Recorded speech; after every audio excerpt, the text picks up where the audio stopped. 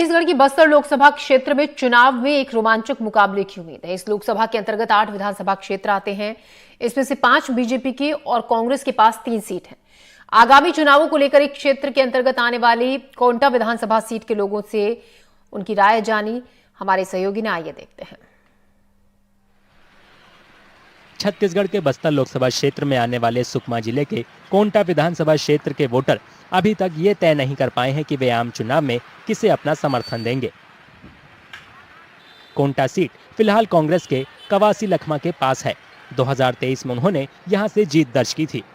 बस्तर संसदीय क्षेत्र में 8 विधानसभा क्षेत्र आते हैं। इनमें से 5 बीजेपी और 3 कांग्रेस के पास हैं।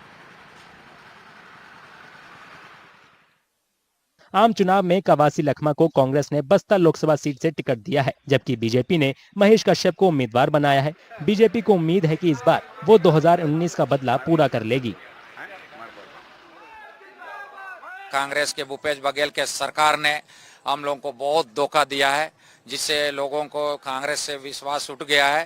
तो हम भारतीय जनता पार्टी बहुत भारी मतों से जीतने वाला है। हमारे मुख्यमंत्री माननीय विष्णुदेव साय जी के सरकार ने 4 महीना के अंदर में साय सबका काम हो रहा है। इसलिए सिर्फ फूल छाप में बटन दबेगा और कवासी लखमा कहीं नहीं लगेगा। दंतेवाड़ा की स्थिति अभी बहुत अच्छी है पहले की अपेक्षा, और यहाँ अमूमन 2 ही 3 मुद्दे ऐसे हैं जो कि बहुत प्रभावशाली हैं। एक तो नक्सलवाद का मुद्दा, एक शिक्षा का मुद्दा और एक तरक्की का मुद्दा, जो कि सभी विषयों में आता है, जैसे रोड का अच्छा बन जाना, अस्पतालों के खुलने की स्थिति में।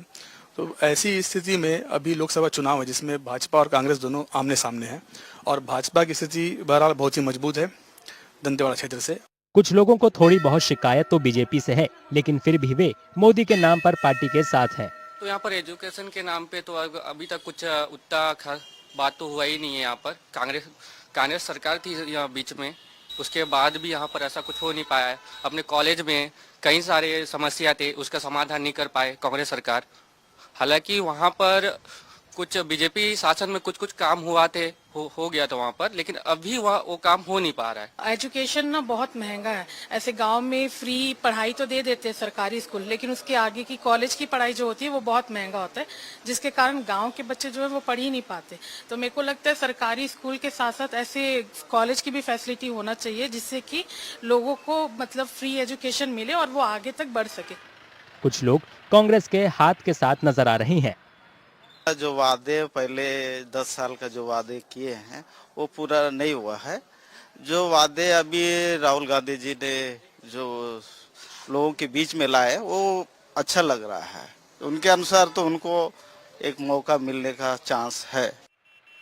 बस्तर छत्तीसगढ़ की एकमात्र सीट है जहां 2024 के आम चुनाव के पहले चरण में वोट डाले जाएंगे।